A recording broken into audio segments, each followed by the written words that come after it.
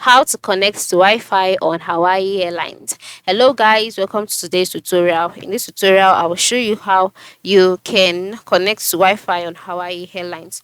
Okay, so when applying with Hawaii Airlines, you can easily connect to the in-flight Wi-Fi using the following steps that I'll be showing you in this video. The first step is to once you're on the flight, you can decide to open up your app. It's not a must. Then once you're on the flight, during the flight, just go to the top part of your screen, like to your phone, pull down the notification bar, and then turn on your Wi-Fi.